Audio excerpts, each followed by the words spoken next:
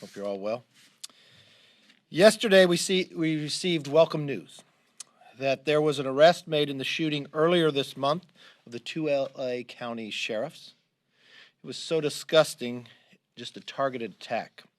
I know that sheriffs have a long road to recovery ahead of them, but I hope this brings a sense of peace to them and to their families. Our police officers take on immense risk every single day, and they should know that the majority of the country is praying for them and for their safety.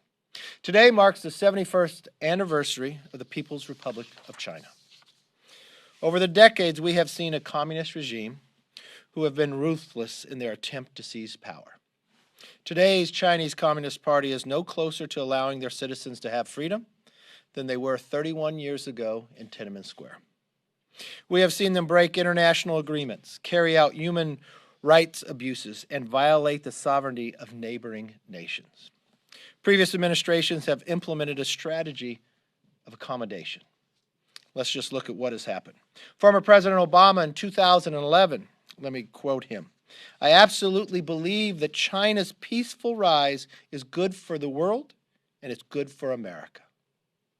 Vice President Joe Biden, just a few years ago in 2015, stated, "We want to see China rise."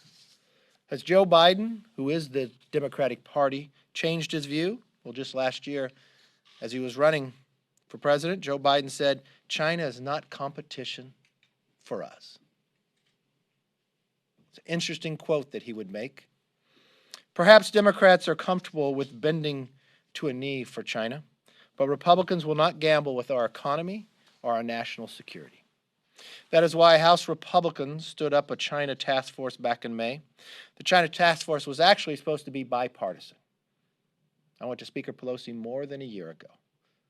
Talked to the Democratic leadership for more than 8 months. Finally got them to agree. We even had to negotiate on the numbers, same number of Republicans as Democrats. Because this transcends party. The challenge of what China gives not only to the world but to America. Pre-COVID. And we got to the date where we were going to announce it in a joint press conference. Even the Washington Post reporter had already written up a story. Only for the Democrats to back away. Over the past few months, the members of the task force worked to draft a comprehensive blueprint to counter China's threat, and yesterday they delivered. They continue to follow through on our commitment to America we laid out earlier this month to rebuild the greatest economy we have ever seen, and to end our dependency on China and implement pro-growth policies.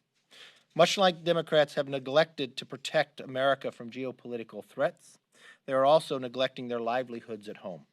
For the past several months, there has been one common denominator stopping us from getting another COVID relief bill. It's the Speaker of the House. But let's listen to what she has done.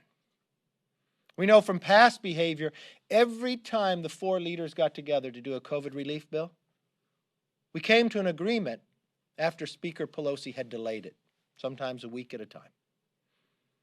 When the much-needed money for small businesses, for their employees to stay open or to keep paying them, it was so popular that we were going to run out of money that the Speaker was warned about it weeks in advance. She proudly stood at late-night television in front of her refrigerator, eating ice cream, almost laughing at the American public by saying she said no. She told us she would keep us in, not let us leave in August, because she has the power to do that, the only one. But she let us all go. Instead of utilizing that pressure to make people come to a common agreement. But she did call us back. I was kind of excited when I heard she was going to. But was it for COVID relief? Was it to deal with those who are unemployed or the small businesses who were going to shut their doors and lay more people off? Or maybe it was for the schools that needed the resources to open back up. No. It was purely political once again. It was about a post office that already had money. A post office that we know does not have the challenge with delivering the mail. It's the states that do not have the ability to handle within the election office all the mail ballots.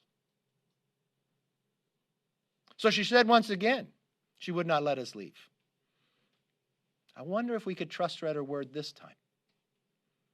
It's interesting, she decided only once Republicans have put on the floor a discharge petition, which the American public, so they can understand, it's one of those archaic rules within the House. It's the only power the minority has to get a bill to the floor to go around the speakers to get 218 people to sign.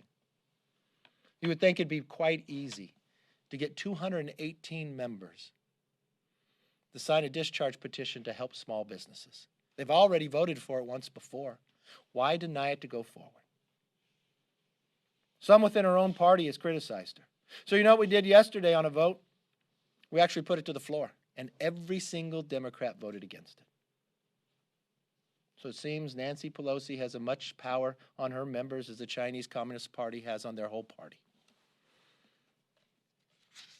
When I look at what her compromise bill is all about, well, it once again mentions cannabis more than it mentions jobs, which I don't think those in COVID relief believe that's the priority they should do. Provides a massive tax break to the wealthy. And you know who would get the biggest tax break of all? Michael Bloomberg. I guess that's okay in the Democratic Party because he's supplied the most money for him. $100 million, I guess, in Florida. He talked in his own debate that he bought Congress's majority with more than $100 million. He sent him $60 million now. So I guess they feel obligated to give him the biggest tax break of almost any American. You know the one thing it does cut back on money? To make our streets safe and secure. $600 million they cut from their original bill for law enforcement. If Joe Biden is the Democratic Party and they're cutting $600 million, I guess he does support cutting the police and defunding them. Nancy Pelosi has said numerous times that she would keep us here to get it done. That was in July. She made us wait all summer, but who did she really make wait? The small businesses that have now declared bankruptcy, or those people that are employed by them that are now out of work, or those at their unemployment that do not get the extra benefit. Or what about the airlines? Could she not see past politics for once? Could she not close the refrigerator and listen to the American public? Could she not think that she's above the law, that only she can go to get her hair done while others are denied? The arrogance is appalling, and it must stop. With everything that was happening, from the presidential debate to the lack of action in the House, I'm afraid too many people missed some critical information. I want to commend Director Radcliffe on bringing transparency to the intelligence. If you read his letter, everybody in America should read this letter. Every single member in Congress should not only read this letter in the House or Senate, but we need the underlying information behind it that we've been asking for more than 4 years. That the nightmare that America was put through, if what is stated in here is correct, is unbelievable. That's why facts need to be known. It's not about politics. It's about the democracy of our nation. This is probably the biggest news that has happened. And I commend Director Radcliffe for bringing transparency out, but more importantly, I ask that the members in the House and Senate can get the underlying information behind this so we can get once and for all the truth. With that, let me open it up for questions. Yes, ma'am. So, Secretary Mnuchin came back to Pelosi with the $1.6 trillion offer yesterday. Some of your own members, including Kevin Brady, have brought up concerns about those spending levels and some of the provisions in that. I was wondering if you shared any of those concerns, and if they are able to come to a deal on something along those lines, whether you think it's something that... Well, it shows how far the administration Republicans are going, where Pelosi continues to put the roadblock even higher for the option of not having something. You've been here this entire year. You've watched the four leaders, when they all come together, we come to an agreement. This is the only time that the Speaker has tried to take all the power, and it's the only time nothing is getting done. Her own members of her own party are writing letters to her concerned. The only reason why she has any movement is because Republicans put up a discharge petition. It's interesting why she let us go last Friday at the last minute when the discharge petition became ripe, so you'd only have 15 minutes to sign it on Friday. It's interesting why they keep Democratic staff down by the book to sign, to look exactly who's signing and what intimidation they're making to keep Democrats holding back. It'd be interesting to know for the American public, why would anybody in Congress not sign? It's not asking for more money, it's allowing the money that is there for PPP to go to those employees who need it. They're hurting. But do they think winning is so important to try to hurt the economy further? Because that's the decision she's making. It's a calculated decision. It's a harmful decision. It is the wrong decision. If a deal is reached, it's going to be at least $1.6 trillion, and your members are concerned about that price tag. Senate Republicans are concerned about going higher than $1 trillion. If a deal is reached today or potentially this week, can you guarantee that your members are going to support that? No, you can't ever say what people on the Democrat side or Republican side until you see what's in it. Is there liability protection?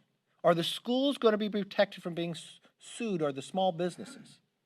Because the Democrats never proposed that. Is this just more money into cannabis and not to jobs? I mean, what is the priority of the underlying? There are so many problems within the Democratic bills, why it's gone nowhere, and why Pelosi continues to hold on for a false hope that nobody will support. She had 14 of her own party vote against it. I bet there'll be further now. So the real question is, what is inside the ability to do it? There is lots of money still sitting out there that's already appropriated, almost $1 trillion or more, that we can get to the American public, to the states, to the schools, to the unemployed.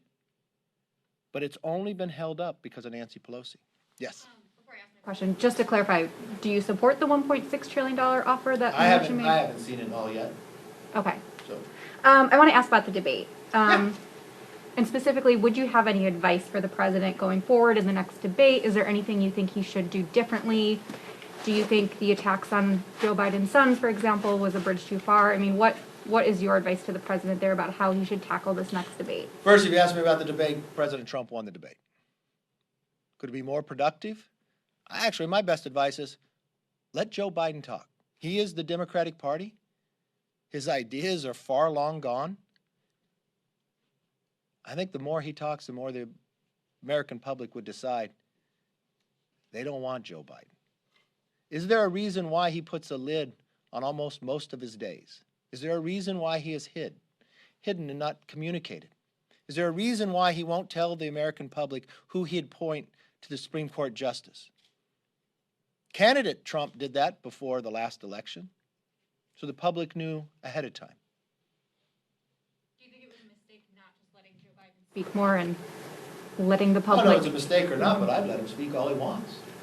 Every time Joe Biden, and maybe that's why the campaign puts a lid on it about what did they do in the 2 weeks prior? Half of all the days would put a lid on by 10 a.m. Joe Biden usually gets in trouble not by somebody asking a question, but just by he's talking. So the more he talks, I think the stronger President Trump's campaign is. Then just run on the facts. Run on the record. You know, Joe Biden has a long record, 47 years inside the Senate. Put that in perspective. When Joe Biden went to the Senate, there were people in the Senate who were born in the 1800s. Think of all the things Joe Biden won't tell you. Why won't he?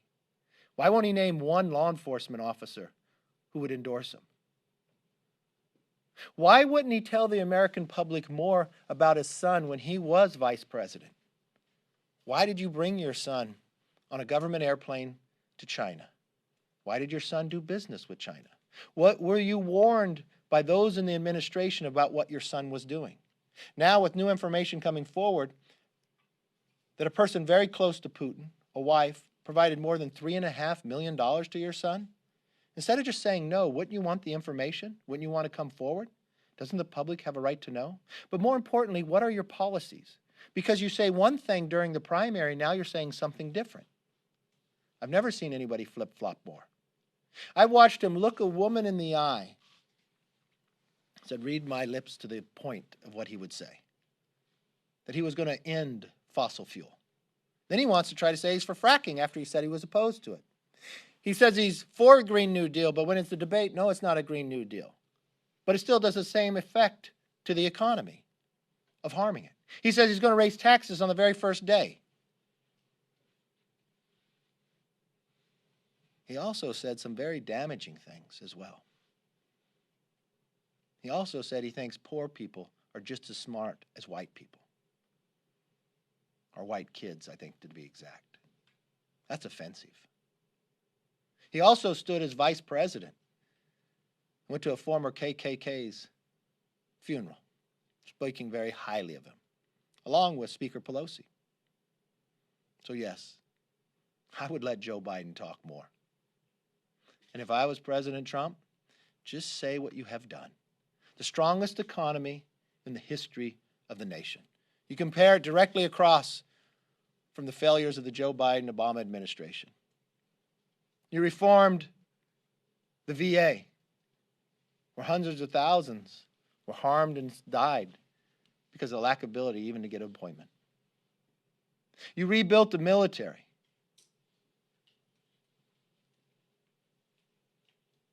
There is record after record which President Trump has to run on, and I think it's his strongest ability to win a re-election. Yes? What are the chances you think the House of Representatives could decide an election? Speaker Pelosi put out a note saying that it was important for her to win state races because right now Republicans control more chambers of Congress in these states or chambers in the states and stuff. So do you think that it could get to the House of Representatives to decide, and should there be an added emphasis on winning these state houses and the state elections? I'm not quite sure why you want to win the state houses. Maybe I don't understand it correctly. It's one per state. One vote per state. It's the members of Congress who vote, does it not? She was explaining earlier this morning that it could go at one point to where each state gets one vote. So California, the 53, could get but one. that's not a state house. A state house legislative Body is in Sacramento. The 53 members who represent California is a federal office in Congress. So I understand she's talking about a state house, but that's a whole different subject. The way the rules read in the Constitution, it comes to the House only if it's a tie, which is really hard to do, but maybe it's possible. It's probably more possible back in 1980 because there was a third-party candidate.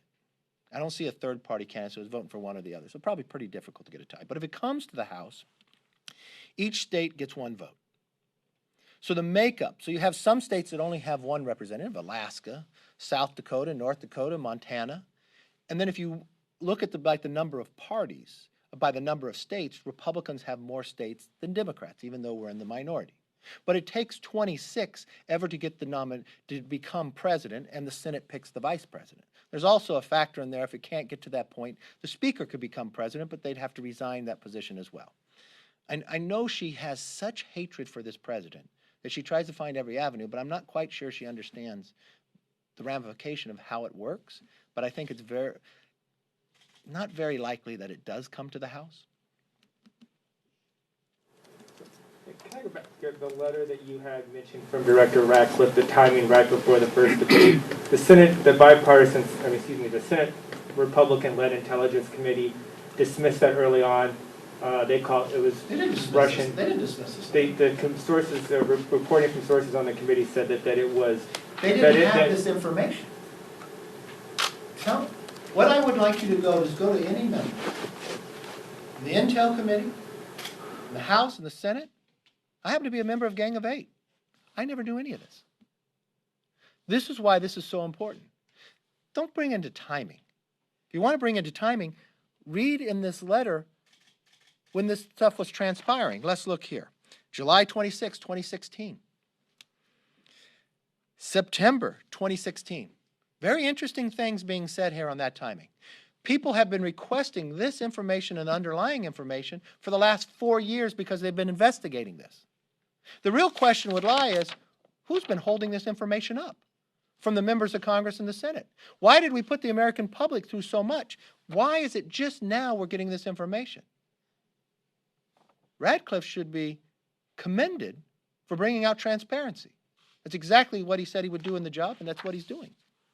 The question for anybody in the Senate or the House should be, I want to see the underlying info. And why were we denied that info all this time?